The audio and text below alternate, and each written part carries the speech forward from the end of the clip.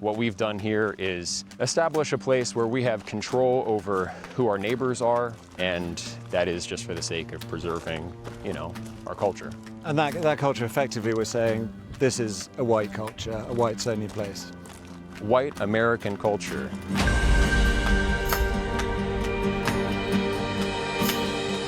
Over the last year and a half, high up in the Ozark Hills in the state of Arkansas, dozens of people have been working hard, leveling the land, building houses. They call it an intentional community based around shared ancestry, a long-winded way of saying something really quite simple. I think we would generally be called far-right, sure. It's called Return to the Land, and they invited me in. A lot of people are going to be, why are you making Nazi references? Right. Well, why wouldn't I? A seemingly bucolic and sometimes surreal experience. But this is built on a radical modern premise, made possible because of a new political and technological moment.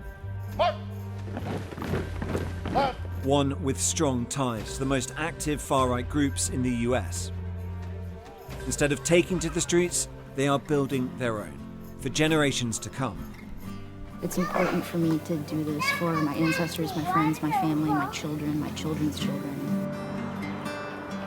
But in this southern US state, people who have lived through segregation once fear it is returning.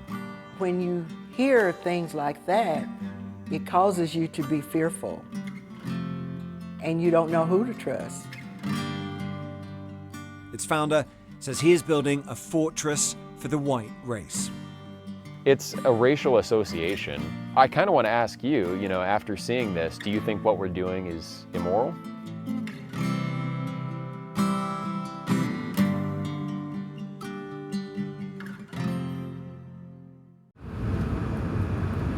Arkansas, in the southern United States. Welcome to Little Rock, where the local time is 4:27.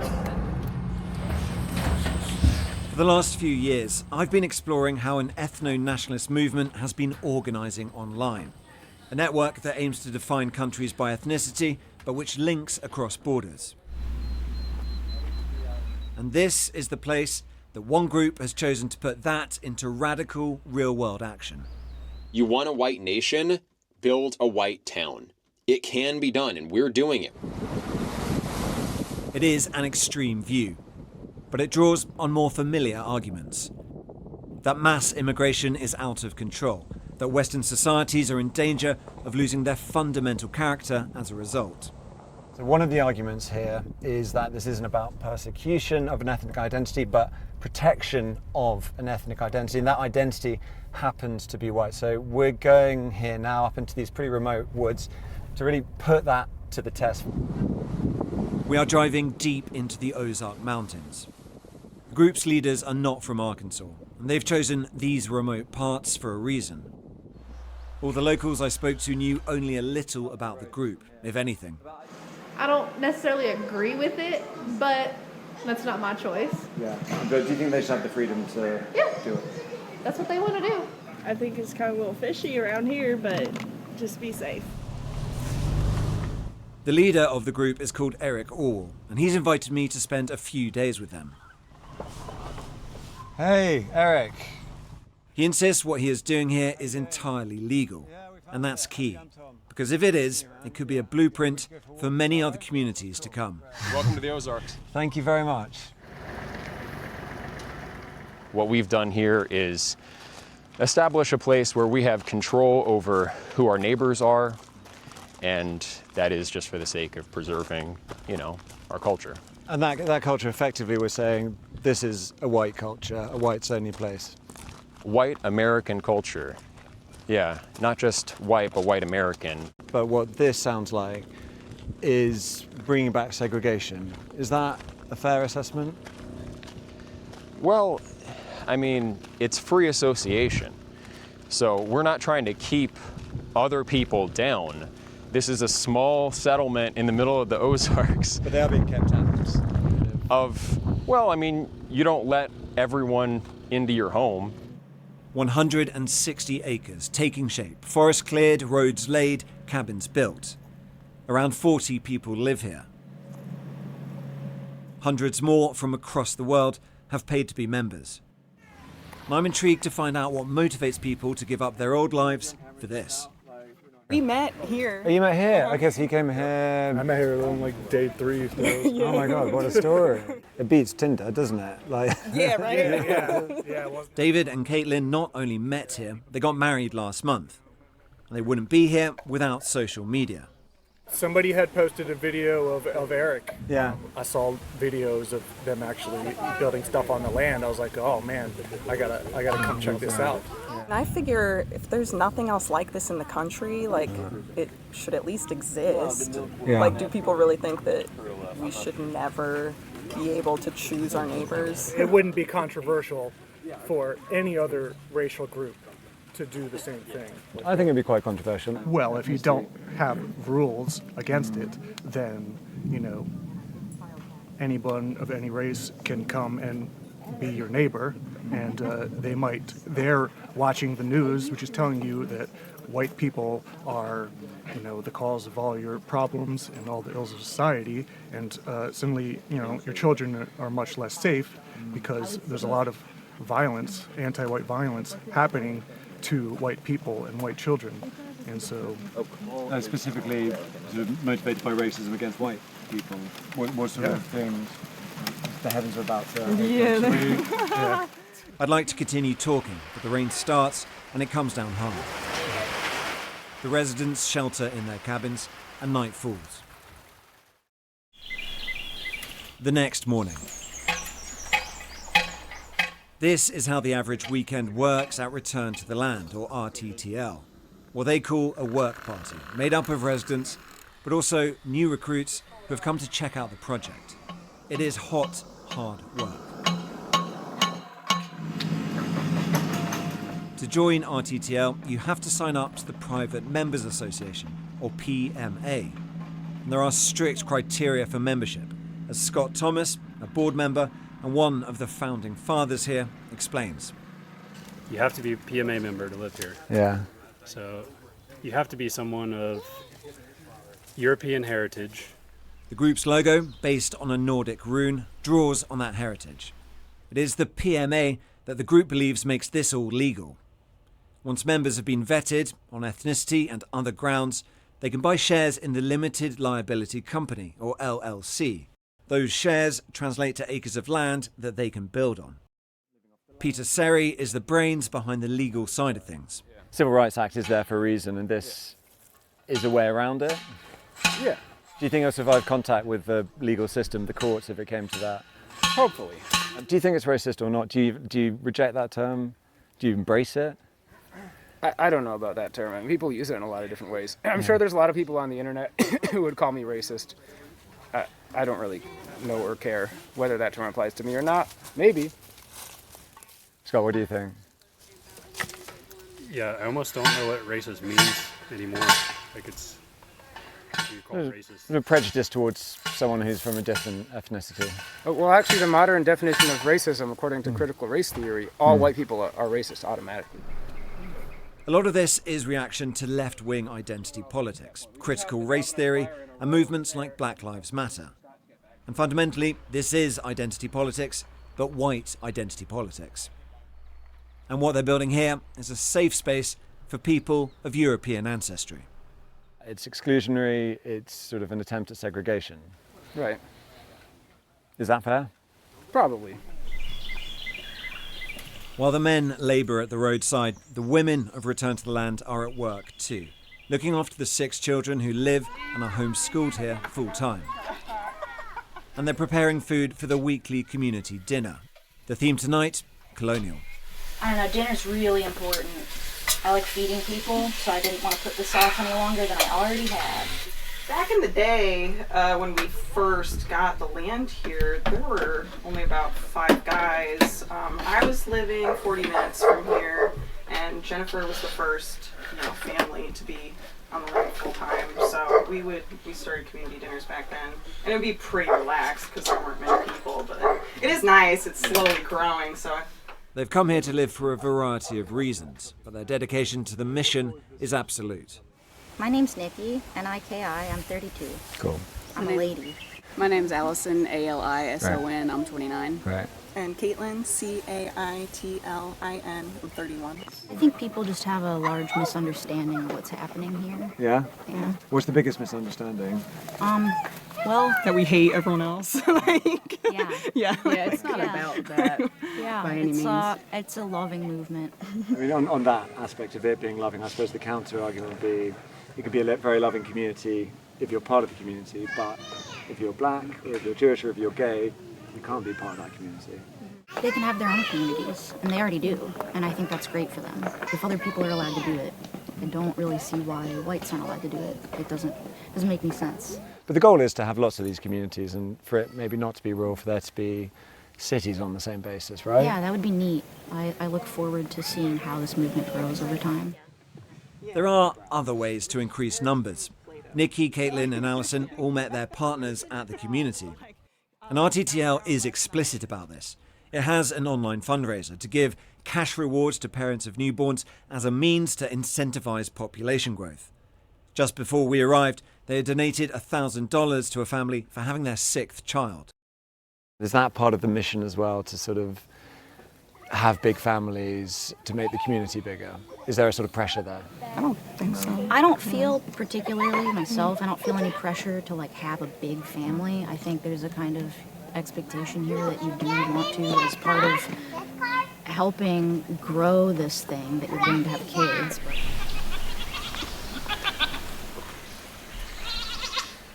There's not a lot to show around here. I basically just have the whole pasture area. Peter is unattached.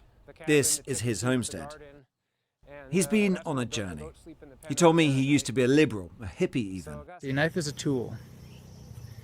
It has to be very sharp in order to cut properly. He founded a commune in Ecuador, an intentional community based not on ethnicity, but veganism. So this is your lot? Yeah. But he's also immersed in internet culture, someone who delights in provoking reactions, a troll. On the group chat on the messaging app Telegram, he's posted the numbers 1488. The 14 refers to the 14 words, a white supremacist slogan. And H is the 8th letter of the alphabet, so 88 means HH, which means Heil Hitler. Because you've put that in the Telegram, for instance. What does that mean when you place that in Telegram 1488?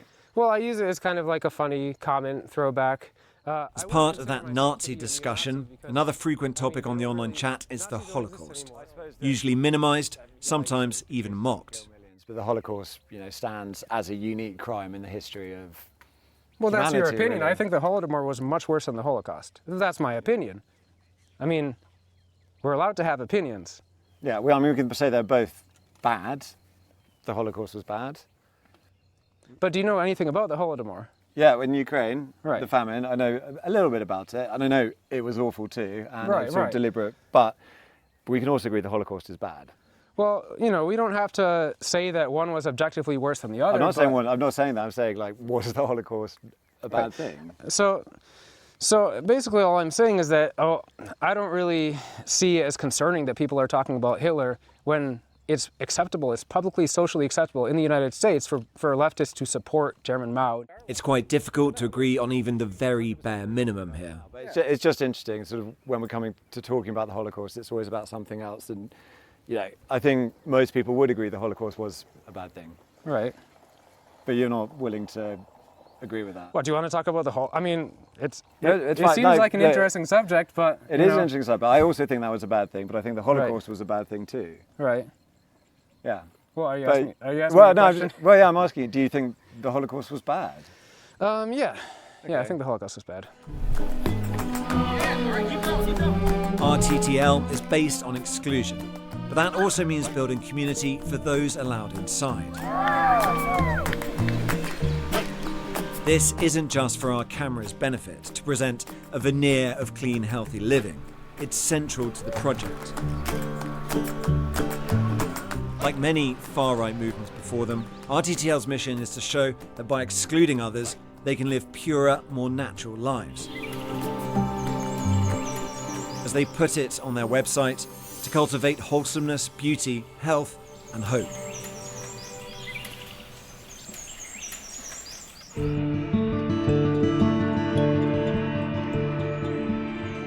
Let's talk about hope. As much as RTTL might like, they do not exist in a separate world. Pocahontas is the nearest town to the settlement. And hope means something different for Pat Johnson. I'm Tom. I'm Pat. Oh, you're Pat. Lovely to meet you, Pat. How are you? We met her before we went up into the hills. It was about 25 students that attended school here. The whole and time, off. yeah. Mhm. So it's really tiny. There you are. Yes. Second from bottom. How old are you in that photo? I don't know. I think probably about 12 or 13. This is the school she attended in the 1950s, a school for black children only, because she was not allowed to be educated with white people. Unlike the members of Return to the Land, she is Arkansas born and bred. For the first 15 years of her life, she lived under segregation. We could not go to school together. We couldn't eat together. We couldn't do everyday things together. Each day that you leave your home, you were under rejection. And Pat had hoped those days had gone. When you hear things like that, it causes you to be fearful. And you don't know who to trust. When I explain what Return to the Land is doing, just half an hour's drive away, she's not so sure. And in her eyes, there is one main reason for that. And I feel like that's the change of, and I'm just going to say, I think it's the change of our presidency. That's what I'm going to say, because I feel like that's where the change is. It's allowing people to have the right to be open for hatred. That may be a feeling, but it is also backed by the data. These are all the white supremacist incidents, demonstrations, leafleting, recruitment drives, meetups over the last 4 years in the US, tracked by ACLED, an organisation that monitors violent conflict and protest. There has been a dramatic increase over that period. It has become a background thrum of nationalist activity. Patriot Front is the most active white nationalist organisation in the US right now, according to ACLED. Its leader is Thomas Rousseau. Foreign races have never successfully assimilated en masse into American culture and nationality. And the group has tight links to Return to the Land. Eric and Thomas speak on each other's podcasts and have fast-track membership for both organisations. Comfy? Feels good. Yeah. It's about time we spoke to Eric. Less than 50% of children born today in the US are white. I'm white, my kids are white. There is something to your background that informs who you are, your sense of identity. And we don't want that sense of identity being taken away from us involuntarily. So we're taking control of that situation and creating an environment where my kids can celebrate their identity and not have it, threatened from outside, I guess. But why is that threatening you? Why is that an issue that you've had to address? There will always be white people. Well, I'm feeling a little nervous now in No, the interview. Yeah. We are forced to accept people into our neighborhoods, into our businesses, and into our lives who won't share our background, who won't share many of our cultural priors, even moral priors. We don't have a rule stating, if you have X amount of non-European ancestry, you're definitely out. In many cases, yeah, that would disqualify someone. Were I to apply to the PMA and my views were different, I'd probably be allowed in. Do you think that's likely? I know it's a case-by-case basis, but just off the top of your head. Yeah, possibly we would accept you in the PMA. I don't understand white American culture, but you'd rather have me in that case. I just wonder, though, whether some people watching this, having heard all this intellectualizing, this rhetoric, would say, fine, but actually at heart, this is just, it is just prejudice, it is just bigotry, it is just lowest common denominator racism dressed up in these arguments. And I would just question the moral frame. Why is it wrong to identify with your own people, want an integrated culture where you can be yourself? Just to boil it down to what for you is the definition of racism? When I was a kid, I suppose I interpreted racism to be judging someone solely on the basis of their race. And is that a good or bad thing? I think this basic moral consensus treats it as automatically a bad thing without a lot of reflection. This is my last day here, and before I go, I want to speak to John. Not a leader like Eric or Pete or Scott, but an acolyte, a young one and newly arrived. He's only been here a month. So I'm trying to knock off some of this more good topsoil, give it some more... We'd seen him when we first came up. He guided us in on his bicycle. It's just you have a community where you feel like you belong here. You have people you can talk to, and I can't explain it. It's too beautiful. It's nice. He'd been working on Scott's new house over the weekend. In return for his labour, he gets cheap rent. John dropped out of college, and he's worked jobs all over the United States. He's 26, younger than the leaders who are all in their 30s. If they are the recruiters, he is the perfect recruit. And for John, the primary motivation was financial. To me, it's economical. It's an economic decision, right? And, everything else just kind of falls in line. Yeah. But the main thing to me is cheap land. Everything else is a bonus. You've got 2 levels here. Yep. Got a loft up top, and this is the main area. So living area down here. So it's quite comfy, right? It is quite comfy. As for excluding people, I don't see it that way. We're trying to embrace our culture and our heritage. It's been denigrated, if you ask me. We've turned into a melting pot of a country for a long time now. There is one last thing before I go. A concert put on in honor of our visit. This first piece that Peter and I are performing, it's called The Virginia Colonies by Fred Cooper. The English governor returned to take his place. Eric himself takes the stage. This is a Baroque flute, also known as the German flute or the penny whistle. It was a very popular instrument in colonial America. It's not easy to look tough with a flute, even if it's German. But the audience is rapt.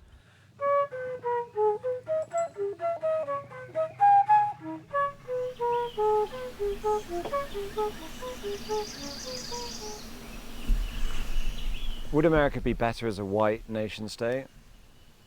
Better in what sense? Would you prefer, completely blank slate, America is just an ethnically white country? I would probably feel more comfortable there because I'm white, and that's the way that this country was when my ancestors came here. You also talk about Hitler in your videos a couple of times when you've talked about people are waiting around for a new Hitler to come. Mm-hmm. And you said he's not going to show up. You have to do the work for that Hitler to arrive.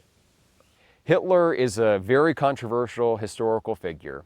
I think the mainstream view is one-sided. It's informed by World War II propaganda, but also the contrary position that Hitler did nothing wrong that many people online say, that's also a one-sided view. I think all historical figures are complex, multidimensional, but when I say you're gonna have to wait for that new Hitler to arise, I'm not saying you're gonna have to wait for a new person to start a new Holocaust. I'm saying you're gonna have to wait for a charismatic leader who's going to advocate for your interests, because that's how a lot of people see Hitler.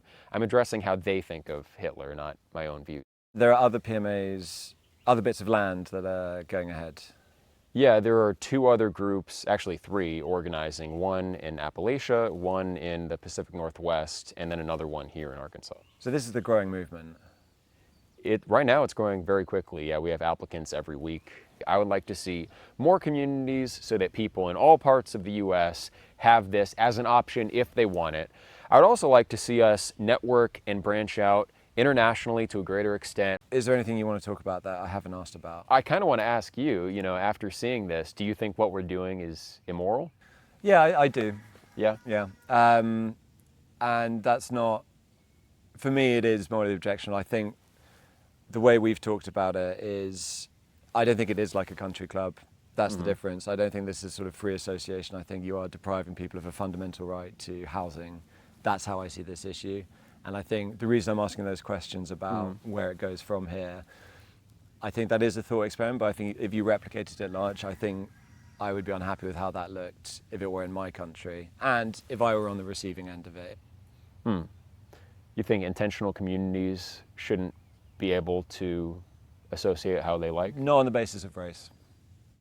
And the Arkansas State Attorney General told us, "This is the first I've heard of these allegations. Racial discrimination has no place in Arkansas or anywhere in a free society. These allegations raise all sorts of legal issues, including constitutional concerns. My office is reviewing the matter."